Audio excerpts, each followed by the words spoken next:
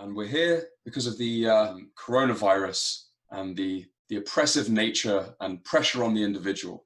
And what we're going to try to do is offer one or two meaningful solutions that everyone around the world can use to have more agency, leadership, both leading other people and also leading your own lives, and just be a few degrees more free and more capable and effective. That's what we're here to do today. So the first thing we can maybe do is say, Brent, tell us, why do you think individual agency, individual leadership is important to cultivate? This is a time that we are facing a challenge of a lot of people being stuck at home, not in the office, or being disenfranchised, losing their jobs, and really looking externally for help. But the help needs to come from within first. Mm.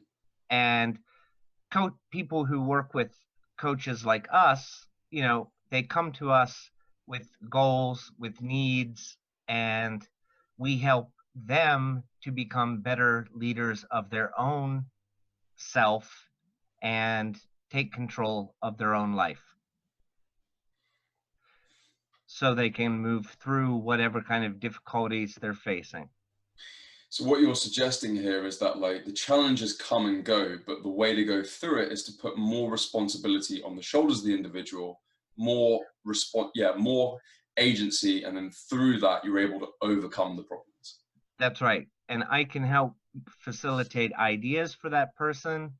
I can help them to be held accountable for the actions that they're going to take to improve their lives.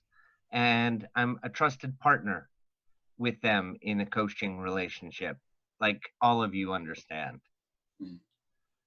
So if someone's sitting listening to this and they're thinking, okay, I actually do want to become happy, and I get that you want to take responsibility, be a leader, or at least to lead as far as yourself is concerned.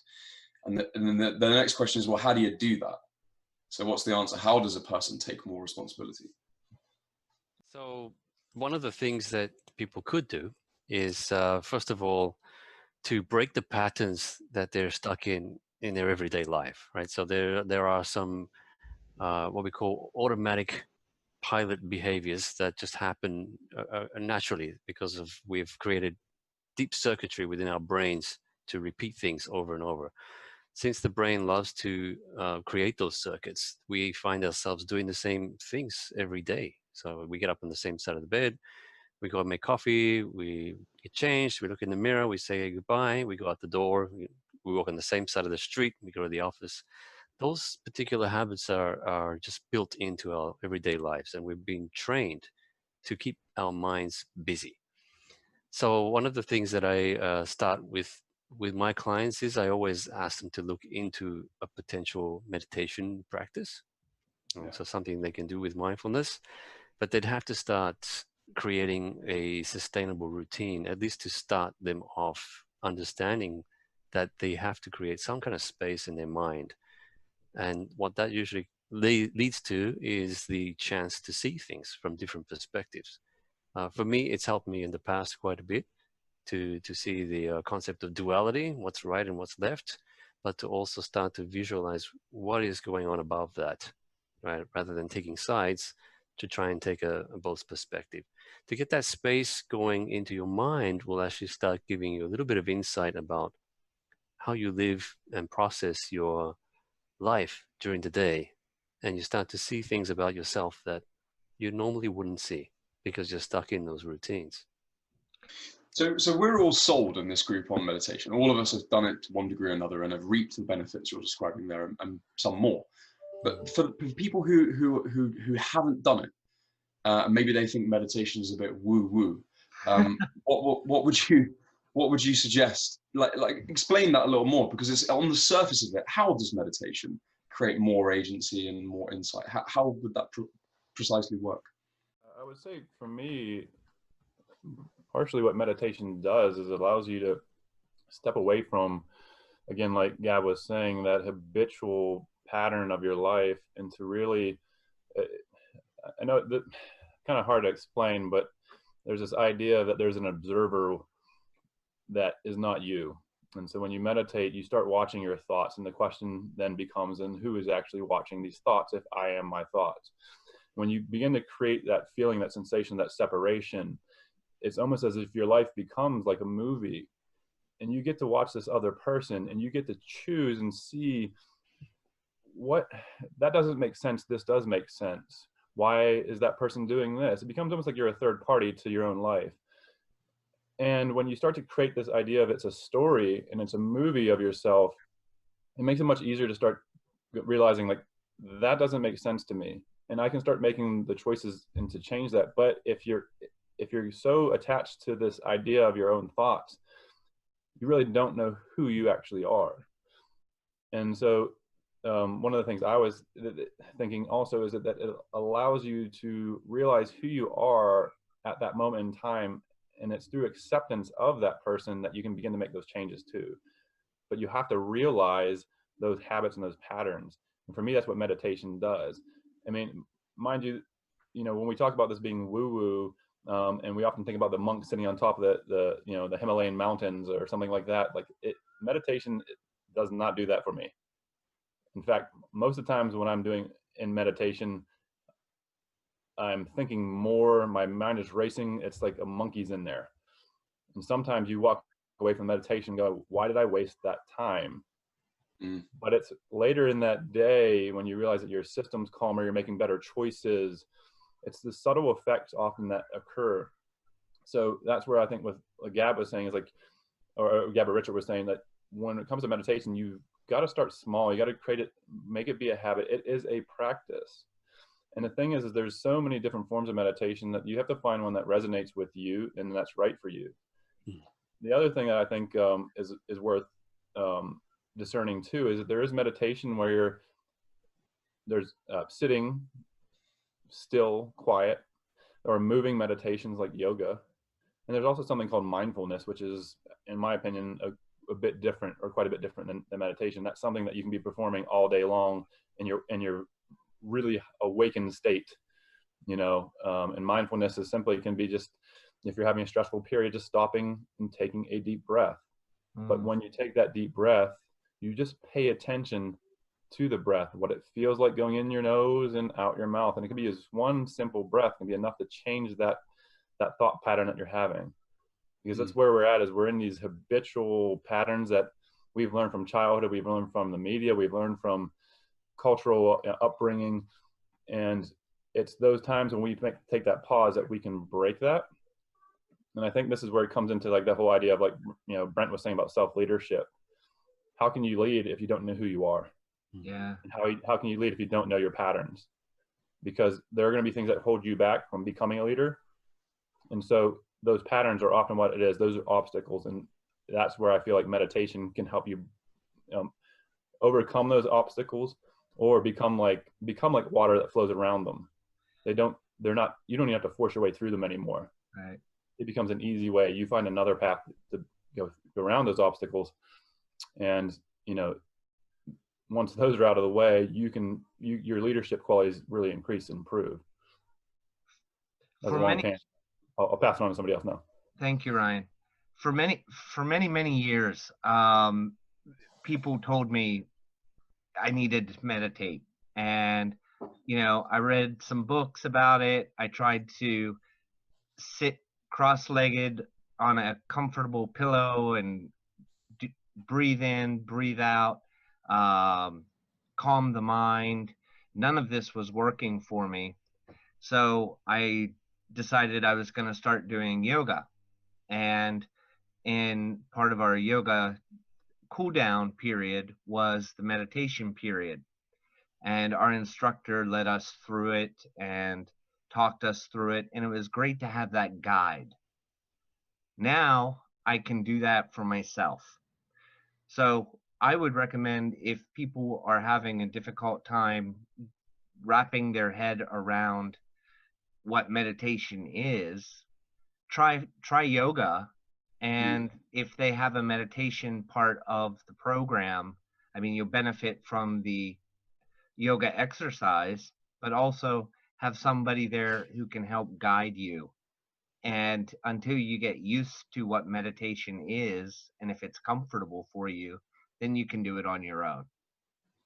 That's my add-in.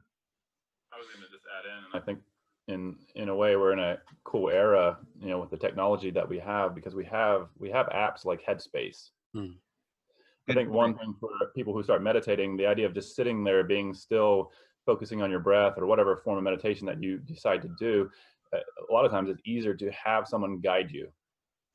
You know, and you may not have access to a meditation instructor. You may not be going into a yoga class. You might be sheltered in right now and you're stuck. And so one way you can do this is an app like Headspace is very simple, and they have lots of guided meditations. And sometimes it's just nice to have someone guide you through. You know, they may take you on a nice little journey through a beautiful, walking along a beautiful river. The thing is your mind is so focused on that visual journey that they take you, you don't realize that you're actually in a state of meditation. Yeah. So I think that's like an awesome thing to do, is just, you know, if you don't have someone to help you, or as you're just starting out, get some, you know, get an app and do some guided meditation. YouTube. Great idea. Great idea.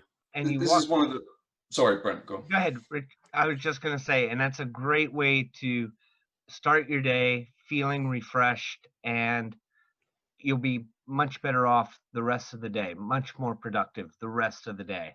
Richard? Yeah, 100% validated. I'm just building very quickly on what Brent was saying there. Like if you ever want to feel better, just meditate a bit more. You want to feel a little bit better still, meditate a bit more. It's like antidepressants, except, you know, you can just keep doing it and keep doing it. But what I wanted to say was, Ryan was mentioning a rather simple app there that has the capacity, has probably helped millions of people. My friend Tom Blackett, he's a personal trainer from London, damn strong fellow. And because of the industry of the Western civilization, he's able to fly all around the world. Literally, he was in Costa Rica recently to do 5-day ultra endurance events. He's a middle-class guy. And our industry enables him to do this event, which would change anyone's life forever. And so, so it must always see that the other side of our culture is it enables a force multiplier on the good. And I think that that's one of the beautiful things that Ryan's pointing out there. There's an app, yeah, your phone can be used to generate consciousness, and it does, sure. It's also a place where you can put an app that gives a person from a poor town in the middle of nowhere access to this age-old practice of meditation, which is pretty cool. Amen to that. Amen to that. If we can get people to lead their own lives, and I really, really think that it's a time for people to focus on not only just leadership, but also get really comfortable with the concept of well-being and start taking care of themselves in 5 critical elements. Their career, what they love to do. They need to be doing what they love to do. Their social relationships. They've got to get their finances under control. They've got to get their health under control. And then work within their community. Those are the 5 essential elements of well-being. And I highly recommend a book called The Wellbeing Finder by Tom Rath out of the Gallup organization. You can read the book. He's done the research. They've polled millions of people all over the world, and you can take an assessment and find out where you are on those 5 levels of well-being. And the interesting thing is, all 5 of those elements are interconnected. So if my health is suffering, my career will be suffering, or it will be drugged down. My finances will be drugged down. I cannot give back to my community. And I'm a burden on the social relationships, the people that I hold closest to me. So we need to really look into this concept of well-being at the same time. And I would like to share some ideas and things in future episodes around well-being and those 5 elements. Well, it's remarkable to me. It just like one of the cool things about this human experience is you can go really far into any one of those mysteries that you, or games that you listed there, and other mysteries. But Yeah. also, when it gets too far, you can row it right back and just think, look, man, it's really simple. Just be a good friend, you know, and you can actually write 90% of the game off, and it's super, super simple. So I put it to you guys, like, what simple principles have you discovered that most leverage those things that Brent listed there? Yeah, I think just to go back a little bit on meditation and to answer your question, Richard, is one of the things that I got out of a meditation practice was the ability to understand that the only thing you really have in this kind of reality is in the current moment. So that meditation practice got me thinking only about nowness. Right? What can I do right here, right now? And in focusing on that situation, I don't think about the past and I don't think about the future. And if I have a choice to decide what to do in this current moment, then the best choice anybody can make is you want to live life. And that incurs a lot of things like humility. It needs a lot of courage. You have to take risks in order to learn life. You even laughter is another thing that goes a long way to build that component.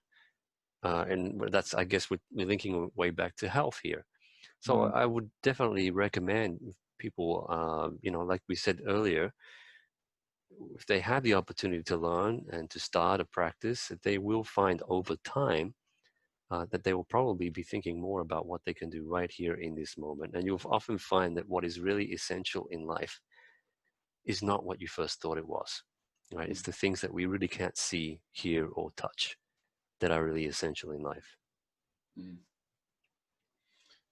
So your suggestion, meditation is a great practice.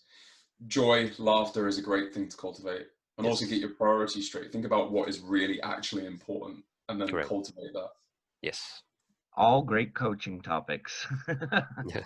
Yeah, but this was my original point. Like those are three simple things, and you can go 90% with those, just understanding them very simply. Yes. But you could also take them way deep. Yes. You know, Okay. and sometimes that's cool to do also. You know. Yeah, I'm wondering if this will spin off somewhere in future episodes. I think we can kind of, like you said, take this really, really far. Yeah. Yeah. I'm finding with a lot of clients right now, they're just totally lost. Over the years, I've taught so many leadership programs, leadership courses, and people don't even know why they're there. They've just been put in the room. They've been given the knighthood of you're going to be a leader, so on and so forth. And one of the first exercises I work them through is their life purpose statement. So they have an anchor. So they know what they love to do and why they do it for other people and how they can help other people. And I work with executives. I work with leadership. I even do this in career coaching, right? Working with life purpose as an anchor to get people clear in dark times, times of confusion, times of frustration, to look back and say, am I living my life purpose?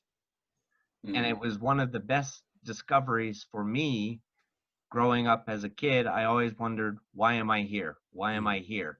And once I got clear on my life purpose and know what I am supposed to be doing, life became so much more effortless. And when things get hard, I can say, oh man, I'm off the path. I'm not doing what I'm supposed to be doing. I need to delegate this to somebody else, right? So who do I have in my close network that I can partner with and do something for when I need help and reciprocate that help? I say, Brent, I think that whole talk you just gave there, I think was beautiful, because thank you, brother. It really connects to what we're talking about now. We've been talking about meditation this entire time, right? And almost disconnecting away from these habitual patterns of who you think you are. And the thing is I think we get carried away in life and get stuck in those patterns of get up, eat breakfast, go to work, come home, sleep. We all have a purpose. We were all here for a reason. Any spiritual teacher will tell you we're here to serve each other. But we do that in certain ways. And the thing is that I think we get lost. We lose that purpose. And I think it's pinnacle to have an understanding of that. But we also have to get to a point where we can figure out what that purpose is. And that's where I think the meditation can come into play too, because you may start thinking about what your life purpose is, and you may not figure it out for another year, and that's perfectly fine. But you have to be able to break those patterns of what you were told your purpose is, because someone told you what to do. Yeah. Amen. Yes. Mama and Papa wanted you to be a doctor, but you never wanted to be. But you're doing it because they were doctors, that type of thing. Like, in any point in your life, you can wake up and realize what your purpose is and go after it. Yeah, so every single one of us in this group understood, because we're all life coaches, like the purpose thing is one of the top 10, if not top 5 things that comes up in life coaching, right? Yes. Right. So we've all got insights on this. This is one of the most important questions any of us can ever answer, or help someone else to answer. So what tips have you guys learned for getting an individual to understand what their life purpose is? Start with this question. What do I love to do? Yeah. All right. Start with what do I love to do? And if you can't come up with what do I love to do, meditate on it. Think about what gives you energy. Yeah. Think about what makes you smile. It could be your family. It could be anything you want. It could be totally not related to the job that you're in right now, right? But you can find ways to tie it back to work. You can find ways to tie it back to your family, etc. But the number one question you've got to answer is, what do I love to do? Because if you are loving what you do, that is the sign that you're living your purpose. Life will become effortless.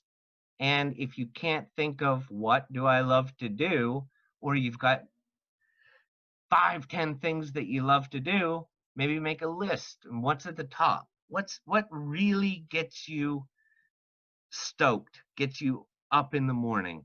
What could you not live without, right? And this is really an eye-opener for a lot of people, because they've never really been asked. They've been asked, what do you do? But they've never been asked or allowed to say, what do you love to do? Okay, so I'm very clear on that. I completely validate that, and I definitely agree that those are excellent tools that you would use to help someone answer this very difficult question. There's a false friend, though, that comes along, and the false friend is, what would it be cool to like? Like in my 20s, I thought it would be very cool if I would be a CEO, and actually many of my skills actually line up with that, right? So I remember you at that point. Yeah, that's when we met. That's when we met. Yeah. So I could probably argue an extremely good case as to why I should be a CEO, and it's very logical and everything. But if you listened very carefully, it wouldn't quite fit into Brent's definition. Did I love it? Phrased another way, do I obsess about getting a business and a small team of people and growing that business? No, I hated that, actually. So you want to watch the false friends, because when I go down this path with clients, just anyone that will listen and talk to me, because I'm a life coach, I love coaching, and I'll coach anyone that will give me 5 minutes of their time if they'll let me. That's why I know I'm a coach. They want to answer with what would be cool. I want to do a charity. I don't want to be a CEO. And like I always, sometimes they really should be a charity worker. Most of the time when I hear answers like that, I'm like, all right, really though, what do you do? Who are you, really? And it turns out that it's something completely unrelated. And that absolutely was I got caught by that false friend for about a decade before I worked this thing out. And it was a valid thing. I had to go through that, If somebody were to have worked with you to dig down into what your core values are in life, yeah, that might have also helped clarify or got rid of that false friend? The core values would have helped somewhat. Agreed. But then most of my core values align very neatly to being a CEO and a few other things, right? The thing that got it for me is look, Rich, if you're just left alone, what do you do? Who are you? If you're just left alone, no one's giving you a pat on the back, no one's there to pay you. Who are you? What do you do? Right. And it turns out I research stuff like mad, and I'm fascinated about how to live life well, and I like to have conversations about it. That's it. You know? So you love to be a coach? Yeah, I do. Obsess about it. Whether I was being paid for it or not, I obsess about it. Yeah. That's perfect. Then you have found your life's calling, your purpose, and that is why you are so successful at it. It gives you the drive, and that energy attracts people. Yeah. Well, when you're not aligned with your purpose, right? You're in. The only energy you can really draw from is your ego. Your ego is a really important part of your psyche. It's sacred. It's precious. It's good. Egos are good, right? But it's one bit of the psyche. And if you're just drawing energy from this really limited field of consciousness, it's going to be exhausting, where you have to tyrannize many people to be able to fuel that ego, to be able to pull off this beautiful, perfect utopian vision derived from the intellect, which these things always are. It's just fundamentally weak. It turns out that consciousness is much more expansive than mere ego consciousness. Good part of it. It's a very good part of it. It's not all of it. And when the reason why you want to align yourself to your purpose is your purpose is decided by a part of the psyche, which is beyond the ego. To use Jungian terminology, it's called the self, this thing way beyond it.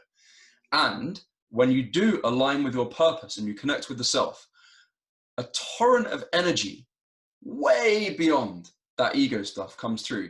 And when you see someone doing genius, that we're all capable of ingenious behavior. Just like all of us are capable, we might not all be bodybuilders, but we can all put on muscle. We might not be geniuses, all of us can behave in ingenious ways. And the way you become ingenious ways, when these ideas come from wherever they come from, and you're like, what the fuck did that idea come from? It's not from that utopian intellect thing.